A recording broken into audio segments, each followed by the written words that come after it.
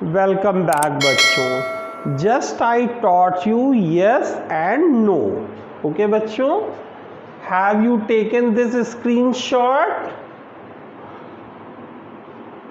Now we shall proceed on towards our next topic. Okay बच्चों,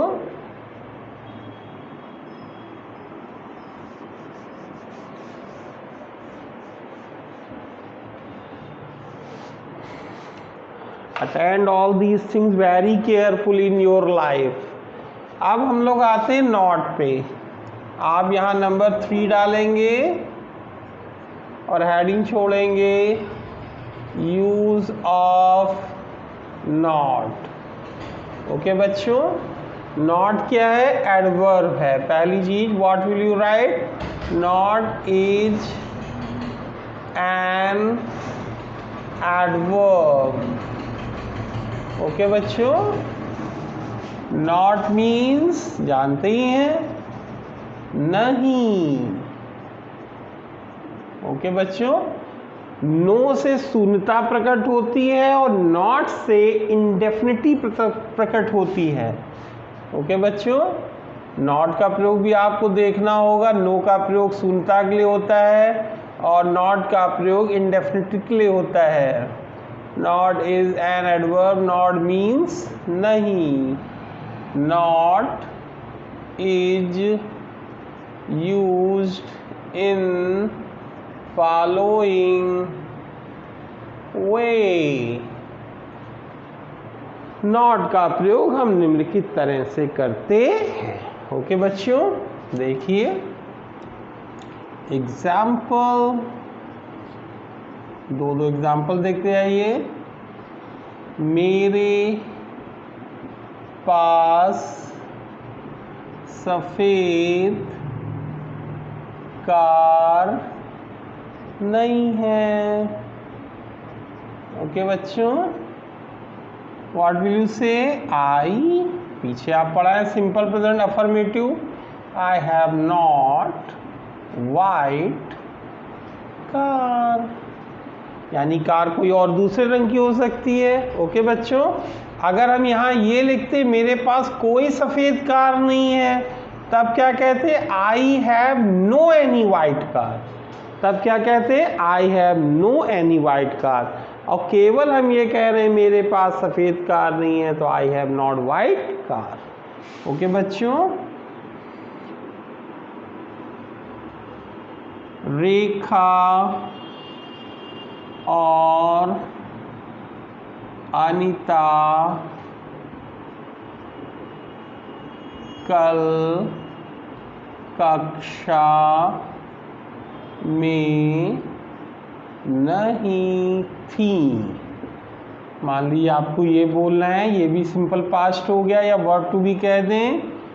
how will you translate? Rekha noun हो गया, and क्या हो गया? कॉन्जक्शन, एंड अनीता वर। अब वर क्यों लगा? क्योंकि ये सिंपल पास्ट और रेखा अनीता क्या हो गई? प्लूरल सब्जेक्ट हो गए। वर not in the class yesterday. Okay बच्चों, थोड़ा बहुत पीछे भी आपको बताते चलते, जिससे जो आप पिछली क्लासेस आपने जो वीडियोस देखी उनको रिवाइज करते रहें। जब हम बेसिक चीज़ को कनेक्ट करते जाएंगे तो you will understand everything very clearly, है ना। अगर आप पिछला या बेसिक रिवाइज नहीं करेंगे तो it is very hard to understand next chapter. अगर आपने पिछले चैप्टर्स नहीं पढ़े तो आगे के चैप्टर्स आपको समझ में नहीं आएंगे, इसलिए शुरू से आपको वॉच आउट करते जाना है। तो हम बात कर रहे थे नॉट की। Rekha and Anita were not in the class yesterday. Okay बच्चों, ये है आपका नॉट जो एडवर्ब का कार्य करता है। I am not going to temple today. He is not coming here. He does not smoke. I don't drink. I don't insult anyone. He doesn't come here on time. They do not play hockey. they don't like to play cricket like this. Okay बच्चों, अब हम लोग आते हैं never पर। अब आपका use होगा चौथा, ऐसे ही नोट्स बनाए बच्चों, यूज़ ऑफ नेवर। ठीक है। अब नेवर से क्या प्रकट होती है बच्चों? दृढ़ता। क्या प्रकट होती है? दृढ़ता। और नेवर का मीन्स होता है कभी नहीं, जो हम लोग डिटर्मिनेशन शो करते हैं। नेवर मीन्स कभी नहीं। राइटिंग आप लोग देख लें अपने मोबाइल में, कोई ऐसा टेक्निक है जिससे आपको ये ब्लैक बोर्ड और साफ नज़र आए तो राइटिंग आपको और अच्छी नज़र आएगी। ओके बच्चों, नेवर मीन्स कभी नहीं। स्पीड में पढ़ाना पड़ता है इसलिए थोड़ा बहुत आपको फॉगी नज़र आता होगा, धुंधलापन नज़र आता होगा। नेवर मीन्स कभी नहीं। क्या बोलेंगे बच्चों? कभी नहीं। नेवर ये भी एक एडवर्ब है। क्या है बच्चों? एडवर्ब। ये यानी एडजेक्टिव वर्ब है, यानी क्रिया की विशेषता बताता है। Never is used to show. Okay बच्चों, डिटर्मिनेशन, दृढ़ता को शो करता है। ओके बच्चों, नेवर लिख देते हैं इज एन एडवर्ब। क्या होता है नेवर? एडवर्ब। ठीक है। और आप देखेंगे हम आपको इसको टेंस में रख के नहीं दिखाएंगे, सिंपल प्रेजेंट वर्ब टू में ही, वर्ब टू बी में, सिंपल प्रेजेंट सिंपल पास्ट में इसको रखकर दिखाते हैं। देखिए एग्जाम्पल में हम अभी मेन वर्ब को टच ही नहीं कर रहे हैं। अभी ये सब आप बेसिक पढ़ें। ये सारे chapters you have studies in which you have not use any finite verb.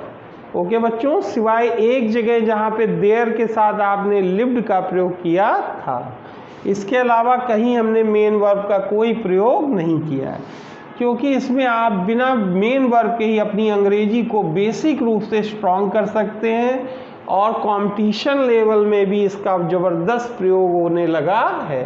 जितने भी अब आपके एग्ज़ाम्स उसमें बेसिक चीज़ें भी बहुत ज़्यादा पूछी जाने लगी हैं और इसी को हम लोग इग्नोर करते आए हैं, इसीलिए हमारी अंग्रेजी कमज़ोर है। एग्ज़ाम्पल देखिए बच्चों, वह यहाँ कभी नहीं रहा है। पहचानिए बात, ये सिंपल प्रेजेंट है। क्या है? सिंपल प्रेजेंट, यानी वर्ब टू बी कह दें, कहीं कोई मेन वर्ब नहीं आई। ठीक है। वह यहाँ कभी नहीं रहा है।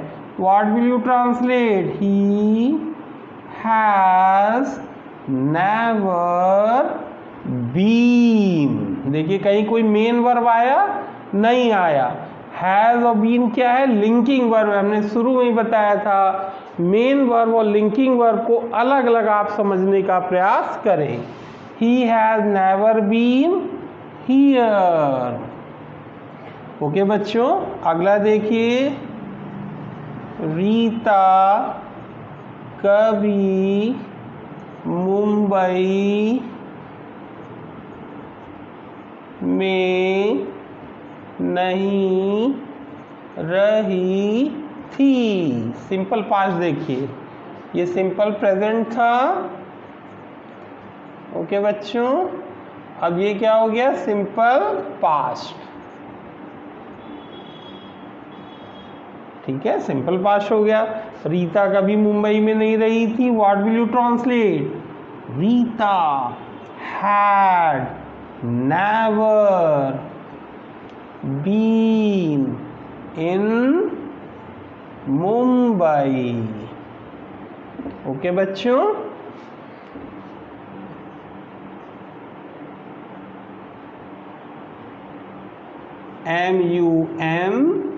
MUMBAI आया बच्चों समझ में? देखिए नेवर का प्रयोग हमने विदाउट फिनिट वर्ब आपको करके दिखाया है। ऐसा नहीं कि इनकी कोई लिमिट है। अब टेंस में आप सुन सकते हैं, you can hear because I have not taught you tenses. He never comes here on time. I never go to temple in my life. He never tells a lie. ये सब tenses हो गए. Okay बच्चों. He never did wrong in his life. Lord Ram never did wrong in his life. Goddess Sita never misbehaved with anyone. He never insulted me. I never disrespected to anybody in my life. We never insult our teachers in our life. He never tells the truth in his life. Okay बच्चों, like this. वो tenses हो गए. यहाँ पे हमने आपको simple रख के बताया है. अब हमारे पास एक पॉइंट बचा है ऑलवेज. ऑलवेज कहें या एवर कहें. ओके बच्चों, इसको आप समझ लिए तो you will complete this chapter today. Screenshot ले लिया सबने.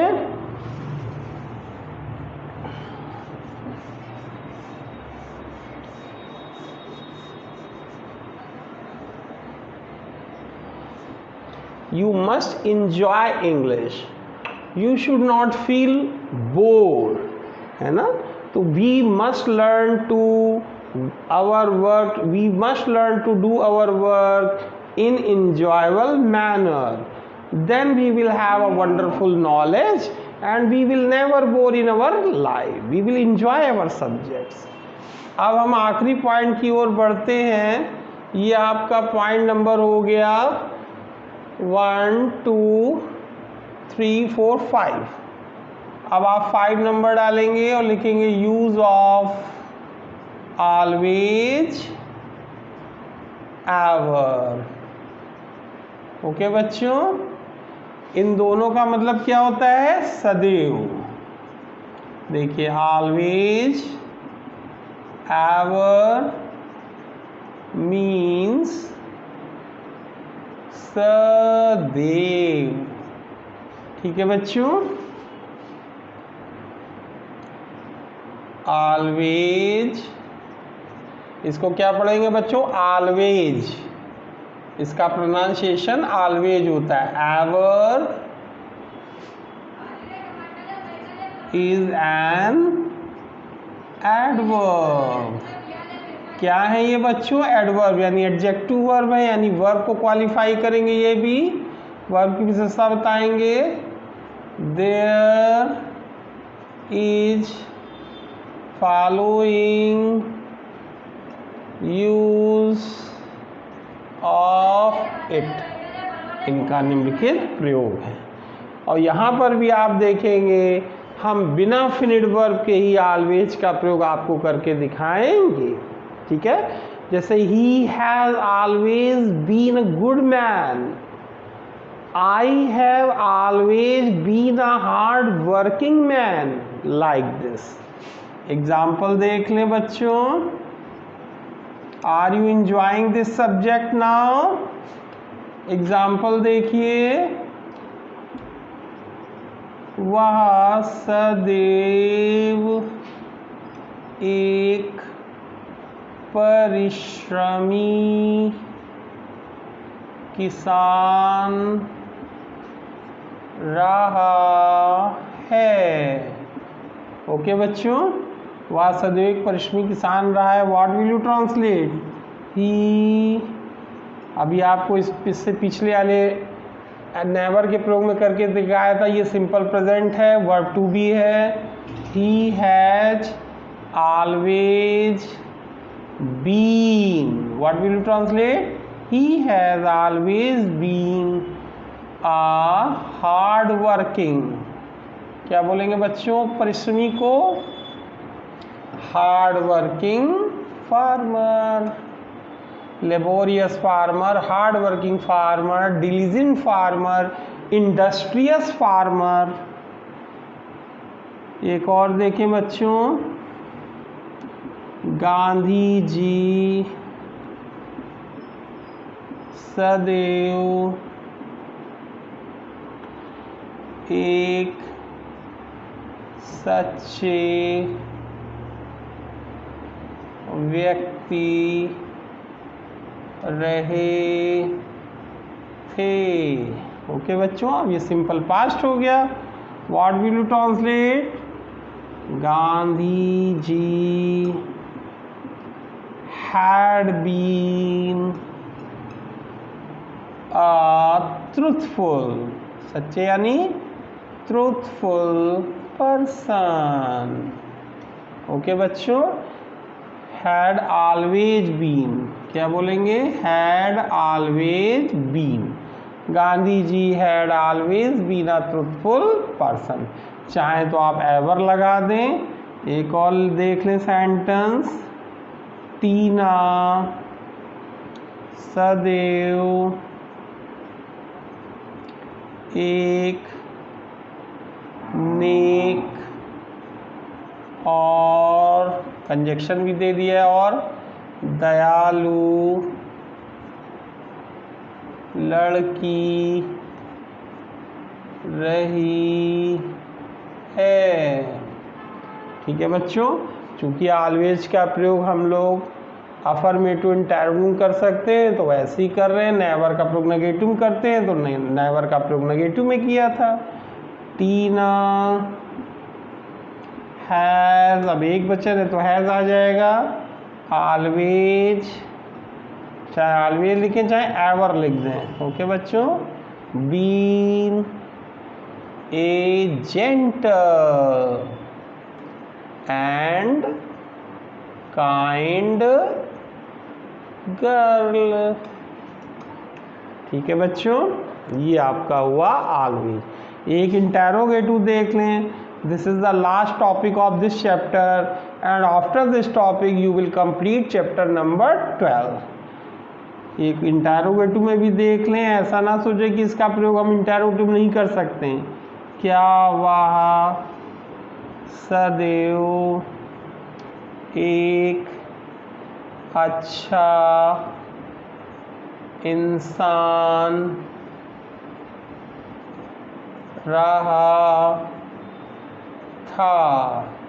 थोड़ा पेन नहीं चल रहा है, सुन के लिख लीजिए। क्या वह सदैव एक अच्छा इंसान रहा था। क्या बोलेंगे बच्चों? Had he always. देखिए अब इस तरह से आप बोलिए, इंटेरोगेटिव तो हैड पहले आ जाएगा। Had he always been a good man. Man लिख दें, पर्सन लिख दें, ह्यूमन लिख दें। आया बच्चों समझ में? ये है आपका यस या no, not, never, always and ever. These words you find in your books, in your grammar books, everywhere. Now you have to remember that you have to use these words in perfect manner. Okay बच्चों, bye bye.